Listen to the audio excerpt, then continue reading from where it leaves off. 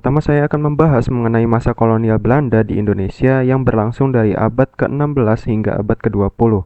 Masa ini tuh meninggalkan dampak yang sangat besar khususnya di bidang ekonomi, di mana pada masa kolonial Belanda, perekonomian di Indonesia didominasi oleh perkebunan besar untuk tanaman ekspor seperti kopi, gula, teh, dan tembakau. Sistem yang diterapkan saat itu dikenal dengan tanam paksa, di mana rakyat pribumi diwajibkan menyerahkan sebagian tanah dan hasil pertanian mereka kepada pemerintah kolonial, dan sayangnya seringkali tanpa kompensasi yang layak. Keuntungan besar yang hanya dinikmati oleh pemerintah kolonial dan perusahaan-perusahaan Belanda seperti VOC, sementara rakyat pribumi hidup dalam penderitaan dan kemiskinan. Infrastruktur yang dibangun pun hanya untuk mendukung kegiatan ekspor hasil bumi ke Eropa, bukan untuk kesejahteraan masyarakat lokal. Hal ini tentunya berdampak pada kesenjangan ekonomi yang semakin lebar. Selain itu, pemilik modal yang didominasi oleh Belanda dan elit lokal kaya raya, sedangkan petani dan rakyat biasa makin terpinggirkan. Bahkan banyak yang kehilangan hak atas tanah dan sumber daya mereka sendiri. Namun di balik situasi tersebut, ada dampak lain yang penting. Munculnya kelas menengah terdidik di kalangan pribumi. Nah, kelompok inilah yang nantinya menjadi pelopor pergerakan nasionalisme untuk memperjuangkan kemerdekaan Indonesia. Selanjutnya, masa kependudukan Jepang pada tahun 1942 hingga 1945. Jepang memanfaatkan Indonesia sebagai basis logistik untuk mendukung Perang Asia Pasifik. Dialihkannya fokus produksi untuk mendukung kebutuhan militer seperti bahan makanan, minyak, dan logistik perang. Jepang menerapkan sistem ekonomi mandiri di setiap wilayah untuk mendukung ketahanan logistik militer dengan memaksa rakyat untuk bekerja dalam proyek militer. Lahan pertanian digantikan dengan tanaman industri seperti jarak untuk kebutuhan bahan bakar yang menyebabkan krisis pangan dan kelaparan. Lalu inflasi yang tinggi, penurunan produktivitas ekonomi, dan eksploitasi besar-besaran oleh Jepang membuat kondisi perekonomian rakyat semakin terpuruk dengan dampak sosial berupa peningkatan kemiskinan dan kelaparan. Jepang juga menghapuskan hak milik tanah kolonial Belanda dan menggantinya dengan pengelolaan yang sepenuhnya diatur oleh militer Jepang, dengan mempersempit ruang gerak rakyat dalam bercocok tanam. Selanjutnya, terdapat dampak yang dirasakan oleh masyarakat. Yang pertama, kelangkaan pangan akibat alokasi sumber daya untuk militer. Yang kedua, inflasi melonjak karena pengendalian harga buruk dan kekurangan barang. Yang ketiga, usaha kecil mulai berkembang meskipun dengan kondisi terbatas. Dan yang terakhir, Jepang mendorong industri lokal untuk mengurangi impor. Setelah masa pendudukan Jepang, Indonesia mengalami masa revolusi nasional dari tahun 1945 sampai 1959. Pada masa ini, pemerintah baru saja dibentuk dan belum adanya sumber daya finansial untuk mengatur negara secara efektif. Pada masa ini juga, Belanda melakukan blokade ekonomi terhadap Indonesia. Blokade ini bertujuan untuk mengganggu kemampuan Republik Indonesia untuk menjual hasil produksinya. Produksi pertanian, yang merupakan salah satu sektor utama ekonomi nasional, terganggu akibat perang, sehingga pemerintah melakukan nasionalisasi perusahaan Eropa untuk mengembangkan potensi domestik dan mengurangi dependen pada investasi asing. Pada masa revolusi ini juga memiliki beberapa masalah dan tantangan yang dihadapi perekonomian Indonesia, yaitu pertama, kelangkaan pangan akibat alokasi sumber daya untuk militer. Yang kedua, inflasi melonjak karena pengendalian harga buruk dan kekurangan barang.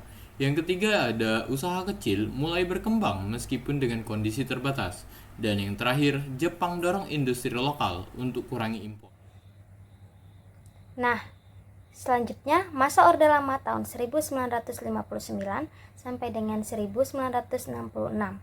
Pada awal dekade 50-an, diterapkan model ekonomi campuran unsur liberalisme dengan komunisme, dengan tujuan untuk menciptakan struktur ekonomi yang lebih mandiri dari demokrasi.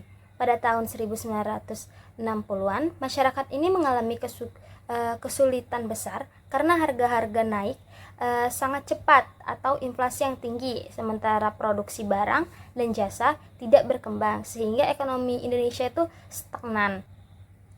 Nah, pemerintah ini menerapkan kebijakan ekonomi yang ambisius seperti pembangunan industri nasional dan proyek mercusuar meskipun tanpa dukungan ekonomi yang stabil. Nah, anggaran pemerintah ini mengalami defisit yang sangat besar. Berarti bahwa belanja negara ini melebihi pendapatan yang didapatkan dari berbagai macam sumber pendapatan.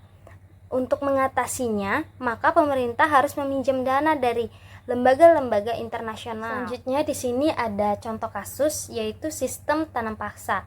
Sistem tanam paksa ini diperkenalkan oleh pemerintah kolonial Belanda pada tahun 1830-an. Nah, dalam sistem ini, petani itu diwajibkan menanam tanaman tertentu untuk diekspor seperti kopi, gula, dan teh. Nah, mereka tuh harus menyerahkan sebagian besar hasil panen mereka kepada pemerintah kolonial Belanda. Nah, dampak dari sistem tanam paksa ini yang pertama ada eksploitasi, yang dimana petani lokal itu mengalami tekanan ekonomi yang besar, berkurangnya pendapatan, dan seringkali terjerat utang. Nah, yang kedua itu dari krisis sosial, banyaknya petani yang menderita kelaparan dan kehilangan tanah mereka, yang menyebabkan ketidakpuasan dan gerakan perlawanan. Saya akan melanjutkan contoh kasus perekonomian Indonesia sebelum Orde Lama. Yang kedua itu ada inflasi pasca kemerdekaan. Setelah proklamasi kemerdekaan pada tahun 1945, Indonesia mengalami inflasi yang sangat tinggi, di mana ketidakstabilan politik dan konflik dengan Belanda ini merupakan penyebab dari ketidakstabilan ekonomi tersebut dan memiliki dampak, yaitu adanya krisis ekonomi. Mengapa dikatakan terjadinya krisis ekonomi? Karena pada saat itu inflasi tinggi membuat harga-harga produk itu meningkat, lalu juga merosotnya nilai mata uang yang menyebabkan terjadinya krisis perekonomian. Dan dikarenakan tersebut, maka pemerintah membuat upaya bagaimana cara pemulihan dari inflasi yang terjadi pada saat itu. Lalu ada contoh yang ketiga, yaitu monopoli perdagangan oleh Belanda. Belanda mengontrol jalur perdagangan dan menerapkan sistem monopoli terhadap komoditas ekspor, seperti rempah-rempah dan hasil pertanian lainnya.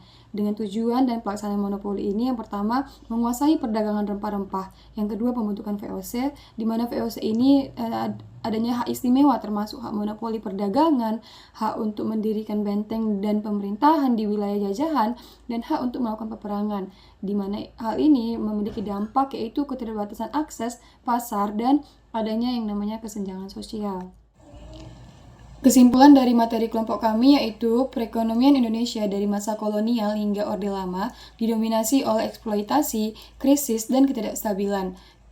Kolonialisme Belanda dan kependudukan Jepang memperburuk kesejahteraan rakyat, sementara pada pasca kemerdekaan diwarnai oleh inflasi, blokade ekonomi, dan defisit anggaran. Meskipun demikian, berbagai pembangunan infrastruktur dan nasionalisasi industri menjadi langkah awal bagi kemandirian ekonomi Indonesia di masa yang akan datang.